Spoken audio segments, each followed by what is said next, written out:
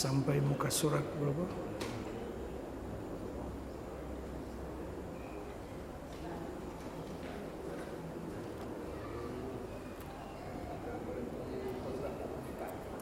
Empat.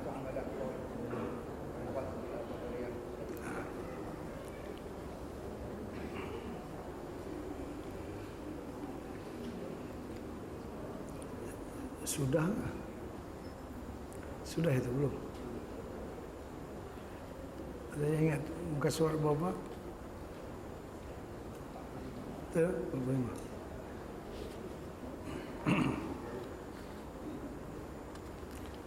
Sila tuan-tuan bagi rapi sikit majlis kita. Yang di belakang boleh masuk ke depan, bagi bersaf lah, bagi nampak cantik sikit.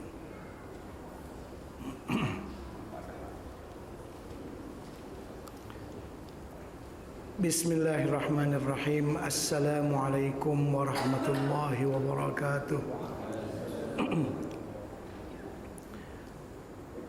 Ila hadratin nabiyil mustafa rasulillahi sallallahu alaihi wasallam wa ila kafatil anbiya'i wal mursalin wa li jami'al muslimina wal muslimat wal mu'minina wal mu'minat wa biniyatil qabul wa husulil ma'mul wa biniyati shifa min kullil amrad wa biniyati qadai hawaijid dunya wal akhirah wa biniyatil fawzi bi husnil khatimati 'indal maut. Al-Fatihah.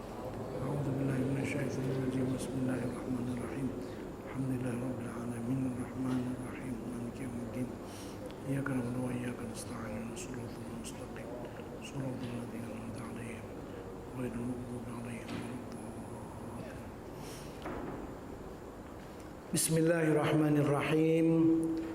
الحمد لله رب العالمين نحمده ونستعينه ونستهديه ونسترشده ونؤمن به ونتوكل عليه ونعوذ به من شرور أنفسنا ومن سيئات أعمالنا. اللهم صل وسلم وبارك على سيدنا ومولانا محمد وعلى آله وصحبه ومن اهتدى بهديه واستنى بسنته إلى يوم الدين. سبحانك لا علم لنا إلا ما علمتنا إنك أنت العليم الحكيم. رب اشرح لي صدري ويسر لي أمري واحلل عقدة من لساني يفقه قولي. بسم الله ما شاء الله لا قوة إلا بالله ما شاء الله. كل نعمة من الله ما شاء الله. الخير كله بيد الله ما شاء الله. لا يصرف السوء إلا الله. أما بعد. Alhamdulillah, di malam yang mulia ini dapat bersama-sama kita berada di majlis ilmu yang mulia ini, sementara menanti datangnya waktu salat Isya berjamaah. Mudah-mudahan majlis kita mendapat cucuran rahmat dari Allah Subhanahu wa taala. Saya difahamkan kita dah baca sampai muka surat 64 ya. Betul kah?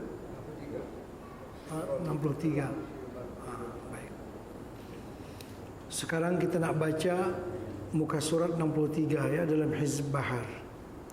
Sitrul arshi masbulun alaina wa ainullahi naziratun ilaina bihaulillahi la yuqdaru alaina wallahu min waraihim muhit bal huwa Qur'anun majid fi lawhim mahfuz fallahu khairun hafidha wa huwa arhamur rahimin.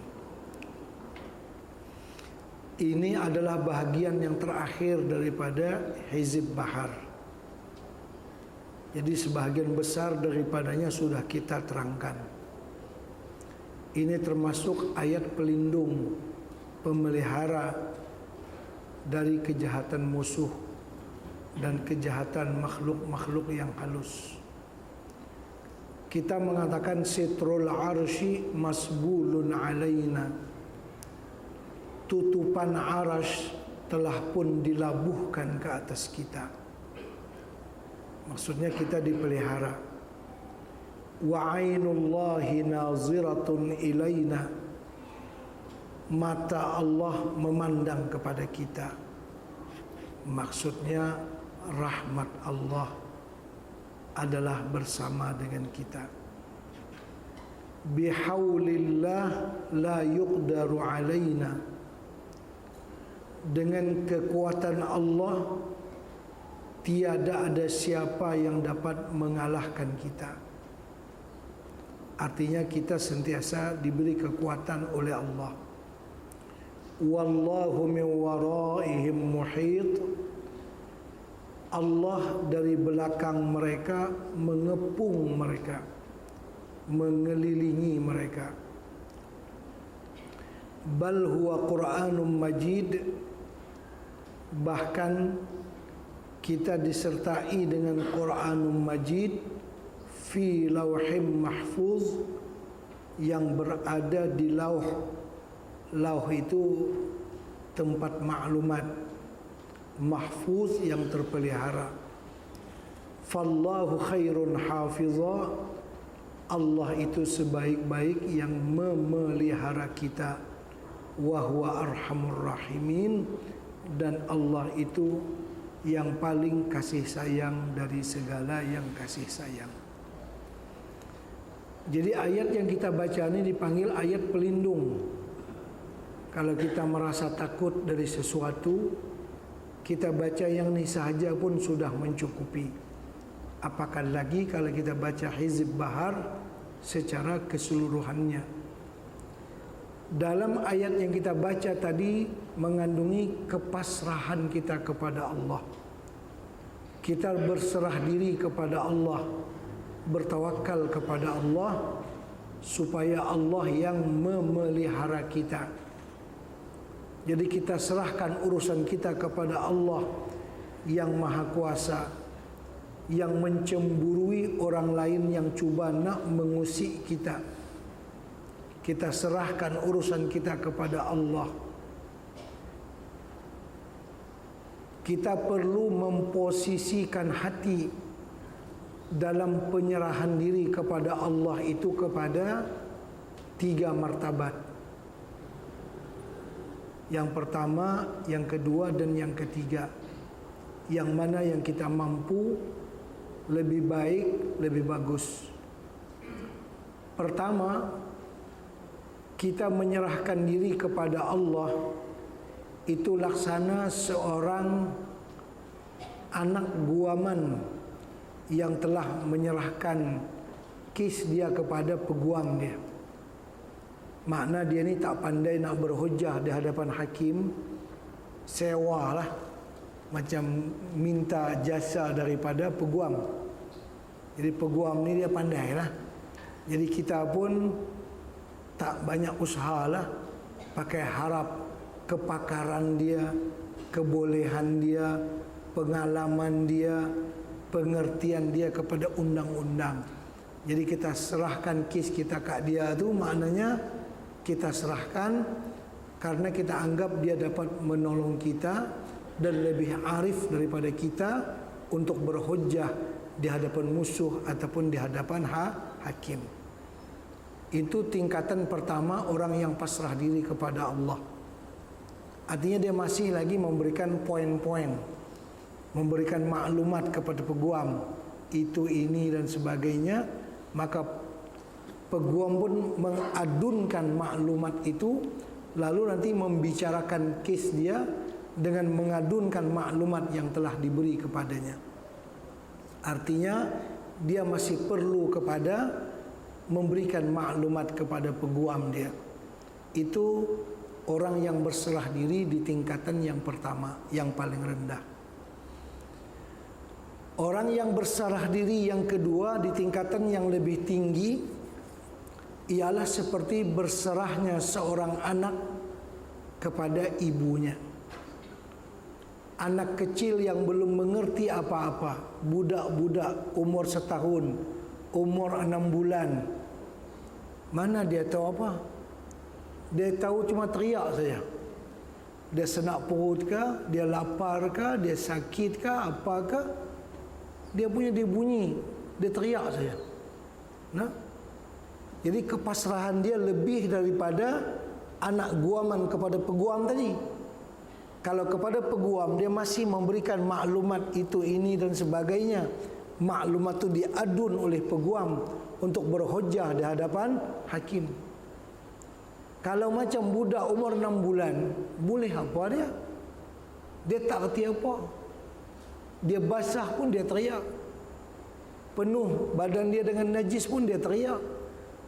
Dia senak perut pun dia teriak. Dia cuma yang itulah ada modal dia. Tak ada modal lain.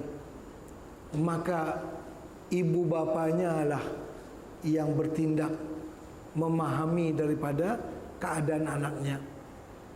Kalau si anak tak boleh lena malam, tentu kalut orang tua ni. Dua beranak, dua lelaki bini. Nah, apa sebab anak kita ni tak lena? Mungkin senang carikan obat, gosokkan itu ini. Nah, mana budak tu pandai beritahu, saya lapar nak makan, tak pandai. Kalau anak guaman dengan peguam tadi, dia bagi hujah-hujah, dia bagi poin-poin. Yang ni poin apa pun tak ada. Poin dia satu je. Apa dia? Teriak. Dia lapar, dia teriak. Dia senak, dia teriak.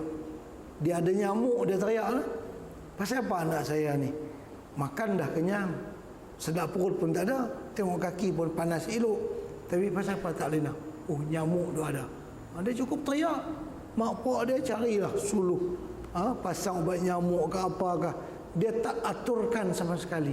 Dia tak bagi poin sama sekali. Cuma dia maklum kata dia perlu. Dengan signal pula tu, bukan akan ada bahasa. Itu tingkatan kepasrahan yang kedua. Cuma takak bagi signal saja. Maka orang tuanya bertindak. Kita bagi signal, Allah bertindaklah segala-galanya. Kalau tadi nak sebut lagi yang tu, yang ni, yang tu, yang ni. Kalau dengan peguam. Baik. Tingkatan yang ketiga, yang paling tinggi, seperti berserahnya orang yang telah mati kepada keluarganya yang masih hidup. Ada tak dia nak pesan apa-apa? Saya dia kena dimandi, saya kena dikafankan, saya dia tak kata apa dah. Dia meninggal dunia tu dia tak ada apa dah. Kalau nak pesan apa, signal apa, tak ada. Maka yang hidup ni pandailah, ya kan? Dia kena dimandikan, nak kena dikafankan, nak kena disembahyangkan, nak kena dikuburkan. Ada dia pesan tak? Dia tak ada pesan. Atau tak ada pesan apa, signal apa pun tak ada. Nah, begitulah umpama kepasrahan kita kepada Allah Subhanahu wa taala. Ada yang masih dengan usahanya memberi poin dan sebagainya. Ada yang cuma dengan signal saja. Ada yang apa pun dia tak pilih apa. Dia pakai serah kepada Allah Subhanahu wa taala, Tuhan penciptanya. Dia minta pun tak, apa pun tak. Ini martabat orang yang paling tinggi. Jadi dia tak ada, dia serahkan kepada Allah yang bersifat Arhamur Rahimin tadi, yang paling kasih sayang dari segala yang kasih sayang. Takkan dia nak biarkan kita. Kita nak bagi tahu ke dia, bukan dia tak tahu, dia tahu semua isi hati kita. Nah, apa yang bergerak di hati kita yang lebih dalam daripada itu semua Allah Taala tahu. Pasal apa nak kena bagi tahu ke dia pula? Benda dia dah tahu semua. Ya kan? Itu yang seperti orang mati tadi, dia tak boleh bagi tahu apa. Pandai-pandai yang hiduplah. Jadi orang yang begini dia makamnya makam tafwid kepada Allah, menyerah diri 100%. Tak ada pilihan. Orang yang begini berdoa pun dia tidak. Kalau dia berdoa bukan meminta, bukan memilih, bukan berpesan, tapi dia berdoa hanya menunjukkan rasa kehambaannya kepada Allah Subhanahu wa taala. Yang namanya hamba kena minta dari Tuhan. Apa dia nak bagi hari ini ke, esok ke, apakah dia tak bagi ke, tak ada masalah. Dia berdoa, dia tunjuk kehambaan kepada Allah Subhanahu wa taala. Takkan dia nak pilih, takkan Allah Taala pilih yang tak baik untuk dia. Allah Taala Maha bijaksana. Maha mengerti, Maha tahu keperluan hamba. Itu perlu nak kena bagi tahu lagi. Tadbirkanlah urusan saya, tunaikan hajat saya. Allah Ta'ala tahu hajat kita, masa mana kena minta lagi? Tak payah sebutlah, dia tahu semua. Tapi ini makam yang ketiga, orang yang tertentu. Yang kalau dia berdoa pun bukan karena meminta, karena pandai-pandai mengatur Allah Subhanahu wa Ta'ala, tidak. Tapi dia berdoa, begitulah layaknya seorang hamba, mesti dia meminta kepada Allah Subhanahu wa Ta'ala. Masalah apa yang nak dibagi oleh Allah, bila Allah nak bagi, macam mana bentuk bagi, yang tu dia tak pilih. Karena dia tahu sudah Allah itu Arhamur Rahimin, pasti kasih sayang yang luar biasa kepada dia. Nah, begitu penataan hati kita bila kita pasrah diri kepada Allah Subhanahu wa Ta'ala. Semuanya benar, cuma semuanya berbeza dia punya makamnya di sisi Allah Subhanahu wa Ta'ala. Bulatnya perasaan itu berbeza. Sewaktu Nabi kita berada dalam gua Sur, dikepung oleh orang-orang musyrikin. Gua bukan ada pintu.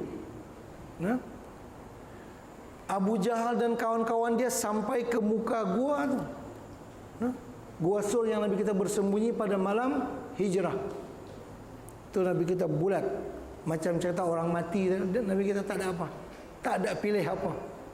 Aku rasulnya, aku yang dia suruh membawa agama, dia aturlah, ikut suka dia. Bagaimana yang dia aturkan, aku ikut saja. Pasti dia pelihara aku, tak ada masalah. Karena itu bila Abu Bakar teriak, apa kata Nabi?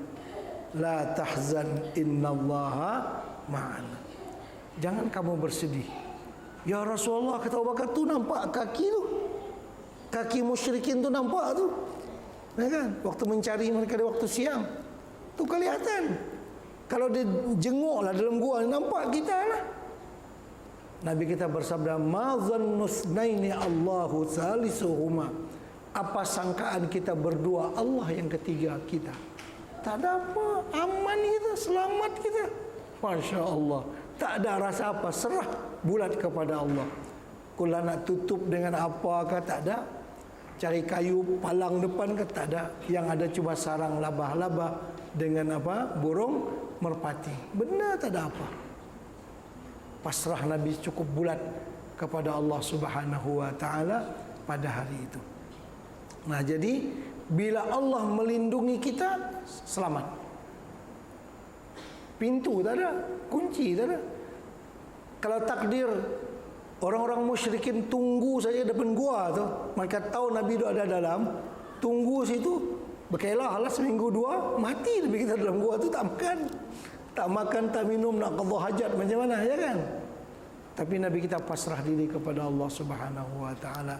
Bulat betul perasaan Nabi. Nah, ini yang perlu kita fahami, tingkatan-tingkatan yang seperti ini. Kalau kita masih lagi berusaha, berikhtiar, ikhtiar tidak menghalang daripada tawakal ataupun berserah diri kepada Allah. Jadi doa yang kita baca tadi itu doa orang yang berserah diri kepada Allah Subhanahu wa Ta'ala. Cuma tingkat berserah dirinya itu yang mana satu kita? Apakah masih kelas 1, kelas 2 atau kelas yang paling tinggi? Yang kita baca, sitrul arsy masbulun alaina. Tutupan arasy meliputi kita. Artinya Allah memelihara kita. Bagaimana yakinnya Nabi pada waktu itu, pasti Allah memelihara kita. Masya Allah. Dia orang kafir Quraisy ni, dia ada satu ilmu. Ilmu dia namanya ilmu al-qiyafah. Ilmu tu zaman sekarang ni banyak tak tahu. Ilmu al-qiyafah ni ilmu mengesan bau seseorang. Seperti anjing apa? Anjing dadah tu. Dia tahu kalau kita bagi selendang ni, dia cari saya sampai jumpa lah. Dia cium tang mana. Dia tahu nak membezakan antara sesuatu yang lekat di badan saya, kan begitu. Dia tahu. Abu Jahal ni, dia tahu ilmu itu. Kan Abu Jahal tu, kita orang Islam saja bubuh ke dia Abu Jahal, bapak bodoh. Dia bukan bodoh, dia cerdik. Kalau orang Quraisy panggil dia Abul Hakam. bapa hukum, bijaksana. Siapa yang kita panggil dia Abu Jahal, bapa kebodohan? Karena dia tidak menerima Islam sebagai cara hidup dia, tak terima agama Islam. Padahal otak Abu Jahal untuk berniaga, untuk apa-apa pandai dia, luar biasa. Termasuk ilmu qiyafah. Ilmu qiyafah itu ilmu mengesan bau Nabi, bau orang.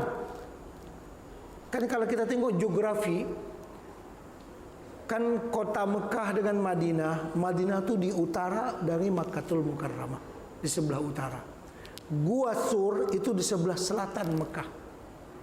Sepatutnya kalau nak pergi ke Madinah Nabi kita, tak payah undur ke selatan, langsung ke Tana'im, langsung naik ke Madinah. Nabi kita pun pandai dalam strategi supaya musuh cari tak jumpa. Gustan dulu turun dulu ke selatan, nanti bila orang dah tak cari, dah reda sikit 2-3 hari, baru Nabi kita belah naik ke sebelah utara. Ya kan, itu cara Nabi. Tapi Abu Jahal bukan kurang pakar dia.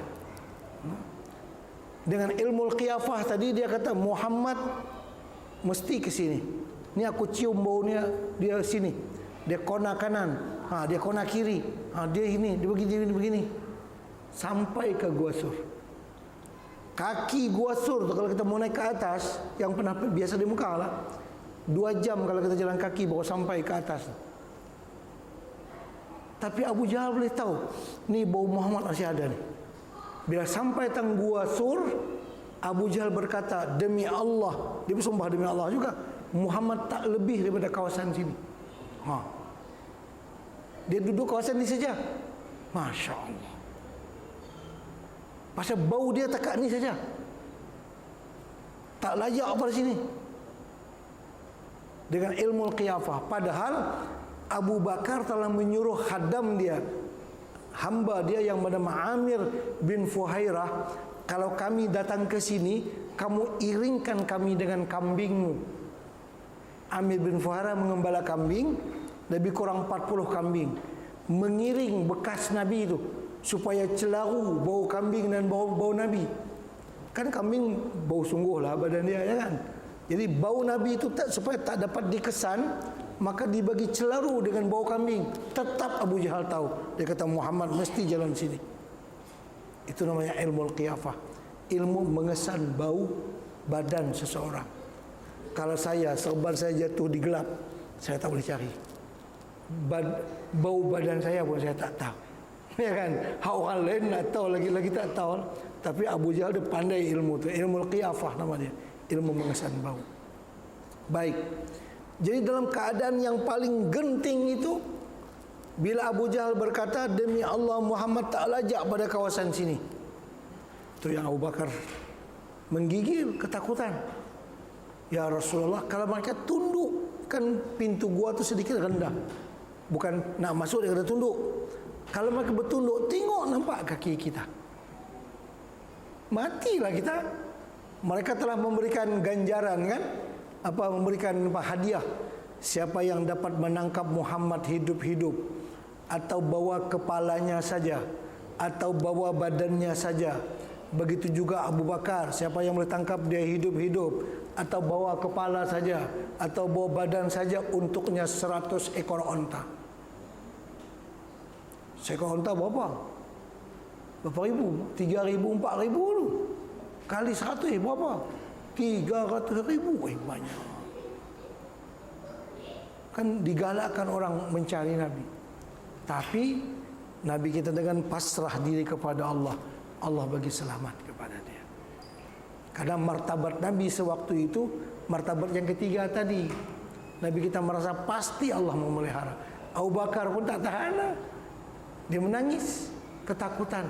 Maka dirakamkan dalam Al-Quran, la tahzan innallaha ma'ana. Jangan takut, Allah bersama kita. Masya Allah.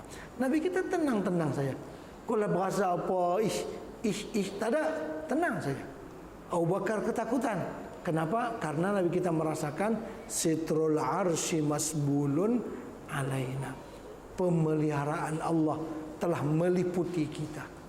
Selesai sudah. Wa ainullahi naziratun ilaina. Pandangan Allah terarah kepada kita. Maksudnya rahmat Allah. Allah bukan punya mata macam kita kan, tu maklum semua. Bihaulillah la yuqdaru alaina, dengan kekuatan Allah, la yuqdaru alaina, tidak ada siapa yang kuasa mengalahkan kita. Takkan ada siapa yang melumpuhkan kita. Wallahu min waraihim muhit, bahkan Allah yang mengepung mereka. Bal huwa Qur'anun Majid, tapi dia adalah Qur'anun Majid. Maksud Quran itu kenapa disebutkan di sini fi lauhil mahfuz? Karena Quran itu terpelihara. Mukjizat Al-Quran, dia kekal dan dia tidak berubah. Satu alif pun tak bertambah, satu ba pun tak bertambah mulai zaman Nabi sampai hari ini. Kalau ada mana-mana percetakan nak cetak Quran terlebih satu apa semua, mesti orang tahu. Karena itu kawalan-kawalan secara praktik kan mesti ada izin daripada Kementerian Dalam Negeri. Nak cop Quran tu dia ada kebenaran, ada panel pentashih, tak boleh sembarangan. Itu usaha zahir, padahal Allah Subhanahu wa taala telah menjamin, inna nahnu nazzalna dzikra wa inna lahu lahafizun. Kami yang menurunkan Al-Quran dan kami yang menjaganya. Memang dijaga oleh Allah Subhanahu wa taala. Takkan mungkin musuh Islam menghilangkan Al-Quran dari kaum muslimin. Tak mungkin. Mungkin genting sedikit boleh, tapi hilang langsung tak boleh. Dia bergelombang boleh, kadang-kadang ada kegentingan sedikit, lepas tu dia kembali. Kalau kita tengok sejarah Malaysia, sejarah kita sendiri, di tahun 70-an 80-an sudah ada usaha untuk menidakkan tulisan Jawi, ya kan? Masa tu ada generasi yang tak hati tulis Jawi ni, ya kan? Zaman tu Menteri Pendidikan masa tu dia tak nak apa namanya ada tulisan Jawi, dia hilangkan, ya kan? Itu genting lah sedikit kita. Tapi hari ini macam mana? Kembali Malaysia kepada Jawi, surah khabar pada Jawi, ya kan? Dia Jawi itu konteks dia Al-Quran. Orang yang boleh Jawi dia boleh Quran, itu maksudnya. Jadi takkan berterusan usaha itu mesti diganti oleh orang akan kembali kepada Al-Quran. Kalau kita lihat tahun 70-an 80-an, ialah orang perempuan yang pakai tudung ni, yang pakai mini telkung ni, yang pakai jilbab lah kita kata, sangat sedikit. Kadang-kadang ustazah di kampung pun dia pakai itu sajalah, pakai apa namanya tu, macam ada tu kira ustazah dah di kampung tu tahun 70-an, ya kan? Terborojoi dia punya rambut nampak macam tu. Tu kira ustazah lah. Tahun 70-an, awal 80-an kan macam tu. Sekarang Masya Allah, tengok saja di pejabat, bila ada 10 orang perempuan, insya Allah 8 yang pakai tudung. Paling-paling ada 2 lagi. Kalau dulu Allah tak ada. Itulah mana bagaimanapun usaha mereka menidakkan Al-Quran, Al-Quran mesti kembali. Dia mesti bertahan. Kalau dulu sangat sedikit orang yang hafal Al-Quran. Sekarang, dulu kan Jawi pun diperangi. Sekarang ini ma'had tahfiz lah, Masya Allah, macam cendawan. Rata-rata tempat tu ada. Bukan sedikit orang yang hafal Al-Quran. Umat Islam ditelanjangi, umat Islam diperangi dengan media elektronik, media bercetak, itu ini, surat kabar dan sebagainya. Kalau kita nak baca yang itulah, tengok pengaruhnya, habis dah umat Islam ni semuanya membuka auratnya. Tapi hari ini lebih banyak yang pakai tudung daripada yang tak pakai. Amerika kempen memburukkan wajah Islam. Islam ni teroris, kan begitu kan dia kempen. Dia tak menjadi, mereka tak sukses. Justru terbalik, di barat sekarang gelombang orang yang masuk Islam bertambah banyak. Dia bayangkan macam mana, lagi dikempikan anti dia, lagi dia kuat. Ini rahasia Allah memelihara Al-Quranul Karim. Itu maknanya. Jadi kita nak diri kita ni dipelihara seperti Allah memelihara Al-Quranul Karim. Walaupun dicabar, walaupun diganggu, walaupun dia apa, tapi dia tetap wujud dan tidak akan berubah. Budak-budak kecil umur 10 tahun, 12 tahun banyak yang sudah hafal Al-Quran. Sebagian besar Al-Quran sekarang ini. Walaupun dahulu ada gentingnya, tapi sekarang kembali kepada penghayatan Al-Quran. Al-Quran dihafal di budak-budaknya. Kalau Injil, pendeta dia pun tak hafal. Syarah kita Injil tak ada. Kalau kita tengok tafsir Al-Quran, berapa lemari, mulai tafsir At-Tabari, tafsir Ibnu Katsir, tafsir 2-3 almari lebih, itu banyak sangat. Kalau Injil dia tak ada tafsir dia, penjagaan tak ada kan, quality control dia tak ada. Tafsir itu dia sebagai quality control supaya jangan tersilap faham. Dia menjaga teks dia dengan hafalan, menjaga fahaman dia dengan tafsir. Kitab tafsir itu menjaga fahaman supaya Al-Quran jangan menyeleweng, difaham daripada yang sebenarnya. Maka ada pentafsir daripada para ulama. Kalau tahfizul Quran menjaga teks dia. Kita budak-budak umur 15 tahun kalau di Arab, di India, Masya Allah, tabarakallah, di tempat kita pun luar biasa. Orang yang hafal Al-Quran luar biasa, sangat banyak. Karena janji Allah, inna nahnu nazzalna dzikra wa inna lahu lahafizun. Nah, kita nak bersempena bila kita baca bal huwa Qur'anun Majid fi lauhim mahfuz fallahu khairun hafiza. Allah lah sebaik-baik yang memelihara. Dia pelihara Al-Quran, dia pelihara kita. Maksudnya kita akan dipelihara oleh Allah. Itu mengambil sempena daripada itu. Wa huwa arhamur rahimin. Jadi teks itu teks untuk pemeliharaan. Bila kita baca, mestilah dengan perasaan kita pasrah diri kepada Allah. Pasti akan ditolong oleh Allah. Wa may yatawakkal 'ala Allah fahuwa hasbuh. Barang siapa berserah diri kepada Allah, Allah akan mencukupkan dia. Allah akan mencukupkan dia, Allah akan memadakan dia, memelihara dia. Jadi kita memohon daripada Allah supaya kita dipelihara seperti dipeliharanya Al-Quran. Kalau ada siapa baca tak kena pun ditegur. Dalam sembahyang kalau imam yang salah, tegur. Makmum tegur di belakang. Tak boleh salah. Ya kan? Salah tulis pun ditegur. Mesti ada pengawalan yang ketat tentang Al-Quranul Karim. Di segi bacaan dan di segi macam bacaan, tulisan, fahamannya, maknanya dikawal oleh Allah Subhanahu wa taala. Jadi kita nak mendapatkan kawalan yang seperti itu. Itu yang jadi disebut bal huwa Qur'anun Majid fi lauhim mahfuz fallahu khairun hafiza wa huwa arhamur rahimin. Baik, selanjutnya inna waliyallahu alladzi nazzala al-kitab wa huwa yatawallas salihin. Inna waliyallah, sesungguhnya yang menolong aku ialah Allah. Kalau Allah sudah menolong kita, Masya Allah, ada siapa yang akan dapat mengalahkan kita? Tak ada. Inna waliyya, sesungguhnya penolong aku Allah. Inna waliyallah, yang menolong aku ialah Allah. Alladzi nazzal kitab, Allah yang menurunkan Al-Quran. Al-Quran dipeliharanya dan aku juga dipeliharanya. Itu maksudnya. Inna waliyallah, sesungguhnya penolong aku ialah Allah. Alladzi nazzal kitab, yang menurunkan kitab Al-Quran. Wa huwa yatawallas salihin, dan Allah pasti yatawalla, memelihara orang yang saleh. Allah pasti memelihara orang yang saleh, bukan setakat dirinya, sampai kepada keturunannya, zuriatnya dipelihara oleh Allah kalau seseorang tu saleh. Karena itu kalau kita nak supaya anak kita menjadi anak yang saleh, pak ni kena saleh dulu, baru anak kita dipelihara oleh Allah.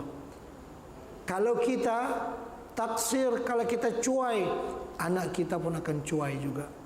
Kalau suami itu menipu istri, istrinya akan menipu dia. Begitulah. Jadi kebenaran bermula daripada dalam diri kita. Bila kita saleh, anak cucu kita akan baik nanti insya-Allah, dipelihara oleh Allah Subhanahu wa taala. Jadi barang siapa yang mahukan keturunannya orang yang saleh, dia nak kena saleh dulu, dipelihara oleh Allah, dia punya keturunan. Jadi satu-satunya benteng untuk keturunan kita pada masa yang akan datang, kita mesti saleh pada hari ini. Tapi kalau kita hari ini teruk, kita teruk, anak cucu kita lagi teruk lagi. Kalau pepatah kita mengatakan, kalau guru kencing berdiri, anak murid kencing berlari. Maknanya tu, kalau pak kencing berdiri, anak cucu kencing berlari lah. Macam tu lah. Jadi kita nak jadi saleh, kita saleh dulu supaya anak kita menjadi saleh. Memang mesti macam tu. Nah, kalau kita makan tak baca bismillah, anak duk tengok kita makan tak baca bismillah, macam mana anak kita nak jadi saleh? Ya kan? Kalau kita nak makan, kita baca doa, anak dia tengok pak dia baca doa. Dia tengok pak dia duk sembahyang di rumah, pak dia duk baca Quran, dia duk dengar benda-benda yang baik-baik. Dia dengar, dia tengok abah dia cakap baik-baik dengan mak dia, dia pun akan jadi baiklah. Kalau abah dia dengan mak dia duk berkeli sebenarnya hari lah, itu dirakam oleh anak kita, dia pun akan jadi tak baiklah. Karena itu, siapa yang menghendaki keturunan yang baik, dia mestikan dirinya itu orang yang baik lebih dahulu, dipelihara oleh Allah Subhanahu wa taala. Dalam kaidah agama kita, yuhfazul aulad bisalahil ajdad, dipelihara anak-anak dengan kesalehan ibu bapa, dengan kesalehan zuriat dan kesalehan datuk nenek dia orang yang baik, anak cucunya akan dipelihara oleh Allah Subhanahu wa taala. Kalau yang tua pun teruk, maka anak cucu ni akan jadi rosak nanti. Nah, kadang-kadang budak-budak ni elok dah. Dia sekolah tadika. Sini tadika ke taski ke taska. Apa pasti ke apa sini. Semua ada belakang lah. Semua aliran ada belakang lah di sini. Kadang-kadang anak-anak ni elok lah. Kan budak-budak di tadika, di taski apa semua dah diajarkan baca doa sebelum makan, ya kan? Baca doa sebelum tidur, bangun tidur, baca doa apa, lepas makan baca doa apa. Yang Tok Wan dia tak mengaji, tak tahu. Yang mak dia tak mengaji, tak tahu, ya kan? Anak cukup cantik dah pakai tudung, yang mak dia yang pergi ambil anak tu pakai skart saja. Anak pakai tudung lah, elok lah, ya kan? Yang mak pula tak elok. Maknanya kita mesti belajar daripada anak kita. Macam mana anak kita nak pergi ke masjid, nak pergi ke surau subuh, kalau kita pun tak pergi, ya kan? Takkan kita nak hambat anak suruh pergi, kita pun tak pergi, mana boleh. Jadi mesti kita bermula dari diri kita untuk kesalihan anak cucu kita. Baik, inna waliyallahu alladhi nazzala alkitab. Sesungguhnya penolong aku ialah Allah yang menurunkan Alkitab, itu Al-Quran. Wa huwa yatawallas salihin, dan Allah pasti akan memelihara orang-orang yang saleh. Hasbiyallahu la ilaha illahu alaihi tawakkaltu wa huwa rabbul arsyil azim. Ini semuanya ketiga-tiga ni bacaan orang yang berserah diri kepada Allah. Hasbiyallah, yang mencukupkan aku ialah Allah. La ilaha illahu, tidak ada Tuhan kecuali Dia. Kalau kita diancam, apa yang kita ucapkan? Hasbiyallah la ilaha illahu alaihi tawakkaltu wa huwa rabbul arsyil azim. Ataupun nanti yang di sebelah tu, wala haula wala quwata illa billahil aliyil azim. Bagi orang yang biasa mengobat orang yang kena rasuk syaitan ataupun iblis, kadang-kadang bila kita ubat orang yang kena rasuk ni, nak suruh hantu syaitan jin itu keluar, kadang dia cabar orang yang mengubat. Dia kata dia boleh cakap bahasa kita, kadang pelik lain, pasal dia syaitan hidup tang lain. Kadang kita tanya dia mai dari mana, dia mai dari Sabah, dia kata. Orang syaitan tu Kristian. Bukan apa lah. Dia pelek sana cakap. Kadang-kadang dia kata, saya boleh keluar daripada anak engkau. Saya boleh keluar daripada orang yang kena rasuk ni, tapi aku rasuk anak engkau pula. Atau aku rasuk isteri engkau pula. Atau kita nak kata apa? Bila dia cabar macam tu, dia kata dia boleh keluar daripada orang ni yang kena rasuk ni, yang kena histeria ni boleh keluar, ya kan? Tapi aku rasuk hang punya anak. Itu kita nak kata apa? Hasbi Allah la ilaha illallah. Allah yang mencukupkan kita. Engkau tak boleh buat apa. La haula wala quwata illa billah al-aliyyil azim. Itu di antara perkataan yang paling ditakuti oleh syaitan. Apabila dia mengancam kita, yang paling dia takut perkataan la haula wala quwata illa billahil aliyyil azim ataupun hasbiyallah la ilaha illahu. Allah yang mencukupkan aku. Aku tak ada apa, tapi Allah yang memelihara aku. Kalau engkau berani dengan Allah, aku suka lah. Jadi kalau disebut Allah, dia pun tak berani. Karena kaidah dia, syaitan itu seperti contohnya anjing yang garang yang ada di depan pintu pagar rumah orang. Kalau kita nak masuk ke rumah tu, kalau kita naik pintu pagar, dia akan tokak kita, dia akan salak kita, dia akan merongrong kita, ya kan? Kalau kita paksa juga masuk, dia akan bertindak sesuatu lah. Sekurang-kurang dia akan menyalak dan bisinglah, orang terbangunlah daripada tidur, tengok apa yang terjadi. Jadi iblis itu seolah-olah anjing yang garang yang menjaga rumah tuannya. Macam mana kita nak selamat daripada dia? Kita nak selamat daripada dia bila tuan rumah tu senyum kat kita. Kita yang mendekat ke pintu pagar rumah orang yang ada anjing garang ni, tuan rumah kata, sila dengan senyum apa semua. Anjing tu masih menyalak lagi. Dah. Bahkan dia kalau boleh nak sujud, nak cium kaki kita, karena tuan rumah ada senyum kat kita. Makna kita nak masuk ni diizin oleh siapa? Tuan rumah. Tuan rumah melindungi kita. Yang anjing ni dia menyalak kita tu bagi pihak tuan rumah, ya kan? Takut yang masuk ni pencuri ke apa semua. Begitulah juga iblis. Iblis bila kita kata hasbi Allah, Allah yang mencukupkan kita, dia nak kata apa? Dia hamba juga, dia bukan Tuhan. Iblis makhluk daripada makhluk Allah. Kalau Allah kata diam, dia nak kata apa? Dia tak nak kata apa. Dia mesti kalah. Jadi dia tak berupaya, tak boleh nak lawan siapa kecuali dengan kekuatan yang diberi oleh Allah Subhanahu wa taala. Kalau Allah melarangnya, tak ada siapa yang boleh menggarangkan anjing tadi. Jadi bila kita ucapkan hasbi Allah la ilaha illahu, Allah lah yang mencukupkan kita. Karena itu kan kita disuruh selalu mengucapkan a'udzubillahi minasyaitonir rajim. Aku berlindung dengan Allah daripada syaitan yang terkutuk. Bila Allah, siapa Allah itu? Tuhan kita, dan juga Tuhan kepada syaitan. Syaitan itu makhluk, dia tak boleh buat apa kecuali dengan izin Allah. Nah, kita berlindung dengan Allah daripada godaannya. Bila Allah sudah melindungi kita, seperti tuan rumah tadi sudah melindungi kita, anjing dia tak boleh buat apa dah. Apabila Allah melindungi kita, syaitan tak boleh buat apa. Jadi begitu cara dia. Kaidah apa namanya yang dilakukan dalam mencari pemeliharaan. Berbeza dengan bumu siam, dia kira pangkat.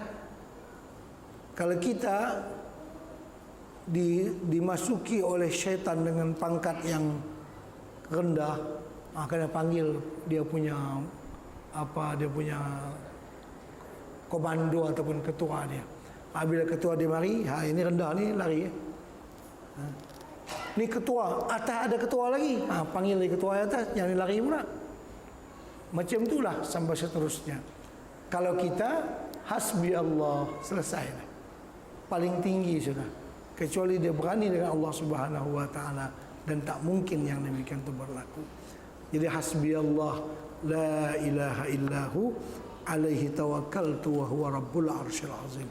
Ini juga doa Nabi Ibrahim ketika dilempar di api Namrud. Doa Nabi Ibrahim, hasbi Allahu la ilaha illahu alaihi tawakkaltu wa huwa rabbul arsyil azim. Sewaktu Nabi Ibrahim mau dilemparkan, kan Nabi itu dijunggit. Karena api itu garang, besar dan panas. Tak ada siapa yang berani pegang Ibrahim nak melemparkan dia dalam api. Api itu panas. Dari jauh Nabi Ibrahim itu dijunggit dengan sesuatu, kan? Apa dipanggil orang main apa tuh? Kan kalau kita main di tanah dilubangi, cari kayu kita junggit, dia terpelanting jauh lah kan? Apa dipanggil? Lastik ya. Macam itulah. Jadi Nabi Ibrahim diletakkan di sini. Masalah dia, tak ada siapa yang berani nak dekat, nak lempar. Nabi Ibrahim itu panas. Jadi Nabi Ibrahim dijunggit, dilastik, dipelantingkan sekitar 20 atau 30 kaki ke sana atau lebih pada itu lagi. Jadi termasuk dalam api Namrud. Jadi bila Ibrahim sudah diletak di sini, mau dijunggit, datang Jibril. Wahai Ibrahim, apa ada yang saya boleh bantu? Apa yang saya boleh bantu? Kata Jibril. Ini Ibrahim sudah di sini. Maka dia menjawab, amma ilaika fala. Adapun kepada engkau, terima kasih, saya tak ada perlu apa. Itu Jibril yang datang. Perlu apa? Apa yang saya boleh bantu? Daripada engkau tak ada apa, terima kasih.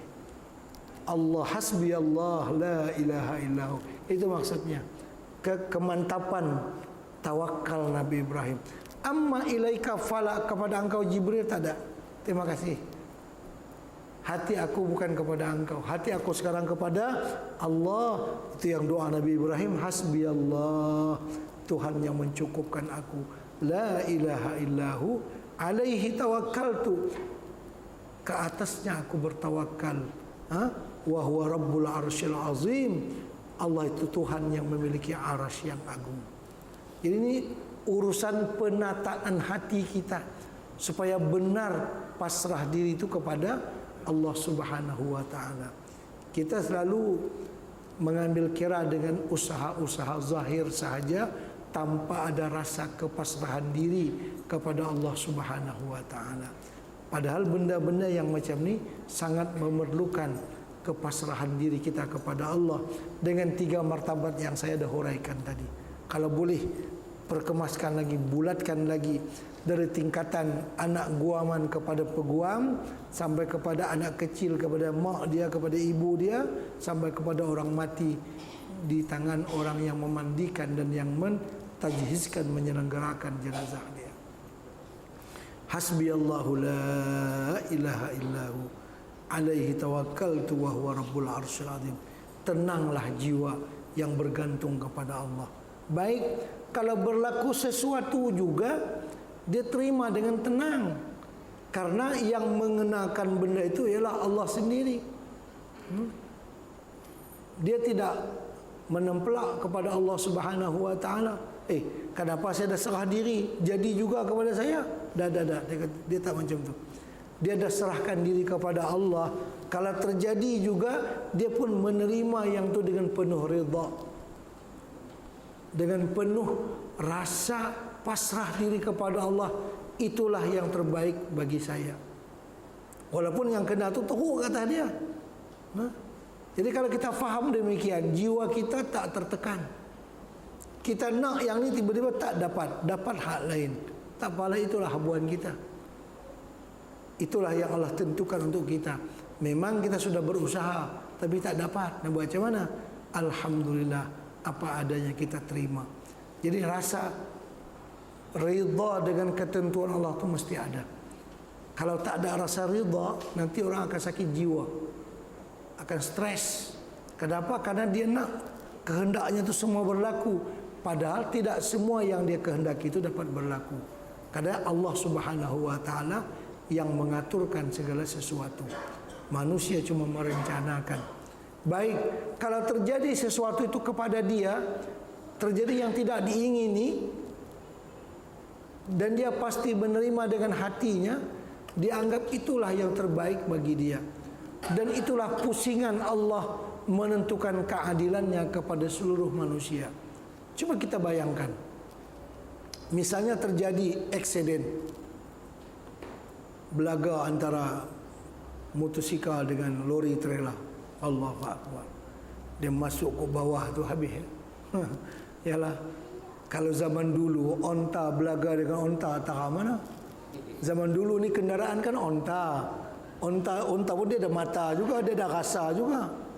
Kalaulah ni lori trailer yang panjang tu dengan mutu dia masuk dereba tu, dia tak rasa. Lori yang berat tu dia bawa macam tak ada apa. Ada yang dia heret sampai berapa kaki tu, kat setengah kilometer, heret orang dia tak rasa. Pasal yang dia bawa tu berat. Mana ada dia tahu kata dia ada orang sangkut di bawah apa namanya tayar dia. Masya Allah. Ya kan? Baik. Artinya kan kalau berlaku suatu kejadian yang tidak diingini, ya kita berdoa mudah-mudahan Allah memelihara kita. Tetapi kalau terjadi juga, kita kena terima itu dengan redha, dengan puas hati atas ketentuan Allah, tidak komplain. Pasal apa? Karena Allah Subhanahu wa taala dengan yang demikian itu Maha Adil, Maha Bijaksana. Memang keluarga yang terkait dengan musibah, mereka bersedih. Bersedihlah atas kematian yang berlaku. Tapi orang lain mendapatkan keuntungan daripada kejadian itu. Nah, pertama pomen mutu dulu dia dapat duit lah pasal dia ada kerja. Orang kena hantar mutu pergi kedai dia, baru dia ada kerja. Ya kan? Lepas tu pula bila berlaku kematian nak kena bagi tahu adik-beradik semua kan. Telekom pula nak kutip untuk dial sana, dial sini, panggil sana, panggil sini, sampai ke mereka mana-mana yang ada kaitan dengan si mati ini, semua kita kena cakap. Bil memang naik lah, tapi Selcom kita pun ada saham di situ, untung juga kita pula, ya kan? Dengan sebab kematian berlaku, maka banyaklah telefon dipakai. Tu yang jauh-jauh daripada mungkin sempat nak balik, nak naik kapal terbang daripada luar negeri ke, daripada Bombay ke, daripada mana, daripada Singapura. Itu mas ayah saya kutip duit lah pula, ya kan? Dulu kalau booking tiket dengan cara awal lagi, harga murah. Yang ni serta merta tak boleh tidak kena balik pasal ada kematian. Pasanglah harga mahal, ya kan? Memang kita tak mau belilah mahal, tapi dengan demikian Air Asia mas bertambah dia punya apa namanya keuntungan, ya kan?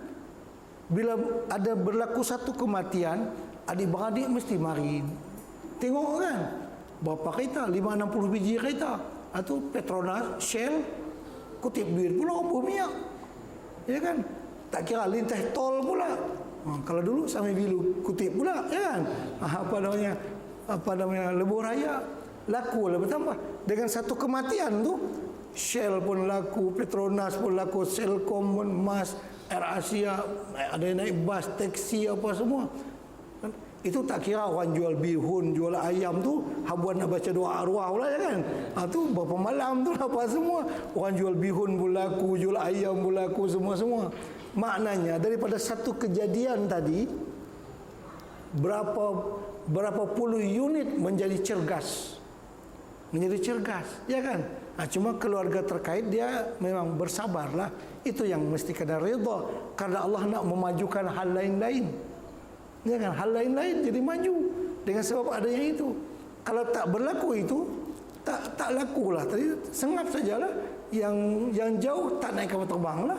Telefon pun sengap sajalah, tak terpakai lah.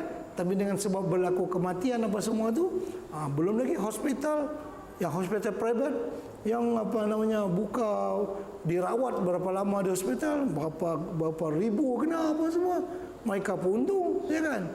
Yang buka apa namanya, ya macam-macam lah, apa kedai obat, apa namanya kita panggil apa namanya farmasi pun untung juga, banyak obat orang beli ke dia, ya kan? Kalau tidak farmasi bankrupt lah, tak ada orang sakit. tak ada orang kenal. Jadi tak apalah, bukan benda ini saja kita nak menjajaki. Bagaimana kalau suatu musibah itu berlaku, kita mesti menerima ketentuan Allah dengan sabar dan dengan redha. Karena di sebalik kejadian itu berapa puluh unit yang bergerak dengan cergas untuk mendapatkan keuntungan, ya kan? Jadi sedangkan kalau kira sebagai contoh, orang yang berniaga air tebu, lah, dia nak supaya hari itu sentiasa panas, ya kan? Panas sedia, baru laku dia punya air tebu dia, laku sungguh. Kalau daripada pukul 10 hujan sampai ke malam, Allah, hari itu air tebu dah basi, dah tak laku, ya kan? Tapi dia kena sabarlah, terimalah takdir Tuhan, rugilah pada hari itu. Pasal apa? Pasal kalau tak hujan, tebu pun tak tumbuh. Dia nak berniaga apa? Ya kan? Dia kena hujan lah baru tumbuh tebu tu. Kalau tidak, tebu pun tak tumbuh. Atau nak buat air dia tak boleh lah, tebu tak ada. Pasal apa? Hujan tak ada hari tu. Jadi dia kena terimalah dengan redha keputusan Allah. Jadi begitu kita memujuk hati kita dengan sesuatu yang berlaku. Karena itu kan kita mesti mencari hikmah daripada segala sesuatu yang terjadi. Banyak hikmah Allah di sebaliknya. Jadi kita kadang-kadang kan ikut kita saja, tak memikirkan mengikut keseluruhan manusia, keseluruhan orang yang berkepentingan. Baik, bismillahilladzi la yadurru ma'asmihi syai'un fil ardi wala fis sama' wa huwas samiul alim. Ini memang disebutkan dalam banyak hadis Rasulullah sallallahu alaihi wasallam. Doa siapa yang membaca ini 3 kali pagi-pagi dan 3 kali petang-petang, insya-Allah dia tidak akan terkena apa-apa musibah ataupun sesuatu yang menyakitkan hati dia. Baca doa ini, bismillahilladzi la yadurru ma'asmihi syai'un fil ardi wala fis sama' wa huwas samiul alim. Dengan nama Allah yang tidak memberi mudarat. Apabila disebut nama Allah itu takkan memberi mudarat kepadanya sesuatu yang ada di bumi dan di langit. Dan Allah itu maha mendengar dan maha mengetahui hambanya yang membaca itu. Itu memang disebutkan dalam hadis Nabi, siapa yang baca itu, insya Allah dia tidak akan terkena sesuatu yang tidak diingininya. Dari pagi sampai petang, dari petang sampai pagi esok pula. Kalau dia nak kena, dia terlupa nak baca. Duk baca hari-hari, hari itu tak baca, patutlah, ya kan? Jadi amalan ni mesti diamalkan saban hari, dibaca doa yang seperti itu. Kemudian wala haula wala quwata illa billah al-aliyyil azim. Tidak ada kekuatan untuk mengerjakan taat dan tidak ada kekuatan untuk meninggalkan maksiat kecuali dengan kekuatan yang diberi oleh Allah Subhanahu wa taala. Jadi la haula wala quwata illa billah al-aliyyil azim. Kenapa ayat ini menjadi jawapan kepada panggilan muazzin hayya 'alas salah? Kan orang yang bila Allahu akbar dijawab Allahu akbar. Apabila asyhadu an la ilaha illallah juga asyhadu an la ilaha illallah. La ilaha illallah juga la ilaha illallah. Bila sampai kepada hayya 'alas salah dengan hayya 'alal falah, maka dijawab dengan la haula wala quwata illa billahil aliyil azim. Maksudnya kita menjawab itu sambil memohon pertolongan daripada Allah supaya kita dibantu oleh Allah dapat menunaikan sembahyang tersebut dengan sebaik-baiknya. Itu maksudnya. Memang kehendak hati nak. Jadi tak akan boleh terjadi kecuali dengan bantuan yang datang daripada Allah Subhanahu wa taala. Itu jadi dengan la haula wala quwata illa billah. Dia tak katakan na'am na'am ya. Dia tak kata macam tu. Orang panggil kan hayya 'alas salah, mari kita sembahyang. Na'am, ya. Tak macam tu. Tapi dengan la haula wala quwata illa billahil aliyil azim. Maksudnya orang yang mampu pergi memenuhi panggilan itu orang yang diberi kekuatan oleh Allah Subhanahu wa taala. Jangan kita menyandarkan kepada kemampuan kita. Semuanya kita memohon bantuan dari Allah supaya kita dapat melaksanakan segala ketaatan itu. Jadi bukan dengan kemampuan yang ada pada kita, tapi dengan bantuan yang ada pada Allah Subhanahu wa taala. Jadi sambil kita memohon bantuan itu daripada Allah, artinya ya Allah ya Tuhanku, memang saya sudah mendengar hayya 'alas shalah, mari kita sembahyang, saya dah dengar dan saya pun nak pergi ini, saya tak mampu kecuali dengan bantuan yang kau berikan kepada aku. Banyak orang yang mampu tapi dia tak pergi. Kalau nak tengok kereta pun ada mutu, pun ada badan pun sihat, telinga pun mendengar baik panggilan tadi, tapi dia tak pergi. Pasal apa? Karena tak mendapat pertolongan dari Allah Subhanahu wa taala. Dibanding dengan orang lain yang tua, yang pakai tongkat, yang kadang-kadang dia boleh datang. Orang yang badan dia sedap, macam ahli-ahli olahraga, sepatutnya kan mereka itulah orang yang lebih kuat daripada orang yang lemah-lemah ini untuk datang memenuhi panggilan Allah. Kenapa? Mereka badan mereka sehat lebih. Yang ni orang sudah tua-tua, dah batuk-batuk dah, dia tak larat dah nak pergi ke masjid. Sepatutnya orang yang gagah, orang yang main bola, orang yang main poli, orang yang ada exercise, orang itulah yang paling awal sepatutnya datang ke masjid, datang ke surau, duduk di saf pertama. Tapi kebanyakannya bukan orang itu, orang yang lain, yang dari segi fisik kurang daripada orang itu kekuatannya. Kenapa? Karena tadi orang yang dapat memenuhi panggilan Allah itu orang yang diberi kekuatan kepadanya oleh Allah Subhanahu wa taala. Karena itu kita memohon yang demikian itu supaya dikaruniakan oleh Allah Subhanahu wa taala kepada kita. Kemudian perkataan wala haula wala quwata illa billah al-aliyil azim ini juga diletakkan di akhir hizib bahar ini. Kenapa? Supaya menghilangkan rasa ketermampuan. Kan tadi kita sudah baca bismillahilladzi la yadurru ma'asmihi syai'un fil ardi wala fis sama wa huwas samiul alim. Jadi aku ni tak apa, aku ni kuat, tak ada siapa yang boleh memberi mudarat kepada aku. Takut dia rasa aku telah kuat, aku ni pandai, aku ni takut dia mengaku-aku kekuatannya.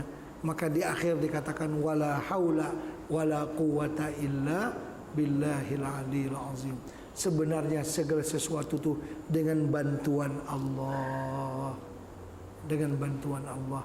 Jadi jangan kita merasa pula bahawa kita sendiri kuat dengan sendirinya, tidak. Jadi kita merasakan itu hanya semata-mata dari bantuan yang datang daripada Allah Subhanahu wa taala, maka dapatlah kita melaksanakan ibadat. Cuba tengok di Mekah kalau orang yang berhaji atau berumrah. Kalau tengok lautan manusia yang tawaf, kita kalau tengok daripada jauh, macam tak boleh buat. Macam mana kita nak tawaf dengan manusia yang penuh macam semut ni? Macam kita tak boleh buat lah. Kita baca bismillahirrahmanirrahim, ya Allah, bantukan hamba-Mu ini boleh menunaikan ibadat kepada Engkau. Kalau kita tengok tu macam tak mampu nak celah tu, tapi insya-Allah dengan minta bantuan daripada Allah Subhanahu wa taala boleh kita. Itulah penting meminta bantuan daripada Allah. Jangan merasa dia telah memiliki segala kekuatan. Memang ada kekuatan kita itu ada, tapi kita mesti berserah diri dalam hati kita meminta pertolongan. Jangan tertipu dengan kegagahan ataupun kesihatan yang ada pada kita ataupun kemampuan yang ada pada kita. Itu zahirnya sahaja. Sebenarnya kekuatan yang sebenar-benarnya itu ialah kekuatan yang diberikan oleh Allah Subhanahu wa taala. Jadi sampai di situ selesai bicara hizib bahar. Nah, insya-Allah nanti pada kuliah yang akan datang kita akan baca hizib Imam An-Nawawi rahimahullahu taala yang juga syarat ataupun penuh dengan hikmah dan juga doa-doa untuk pemelihara diri dan juga untuk kita diberikan kekuatan oleh Allah Subhanahu wa taala dalam beribadat kepadanya.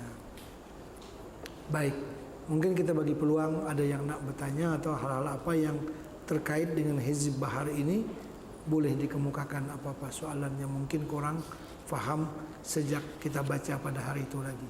Kalau ada apa-apa yang perlu ditanyakan, insya-Allah yang termampu kita jawab. Ada apa-apa soalan?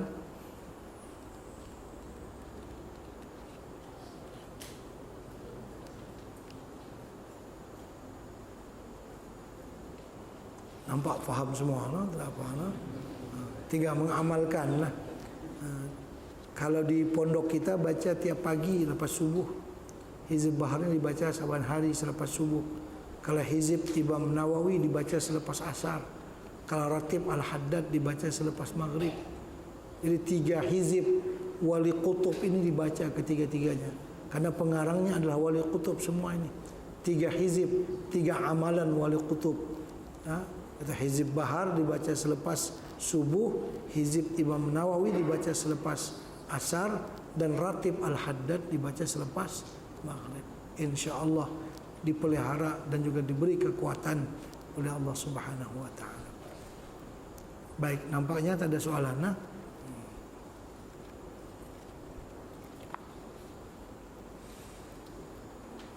Baik, kalau tak ada apa, kita cukupkan sampai di situ saja pada malam ini.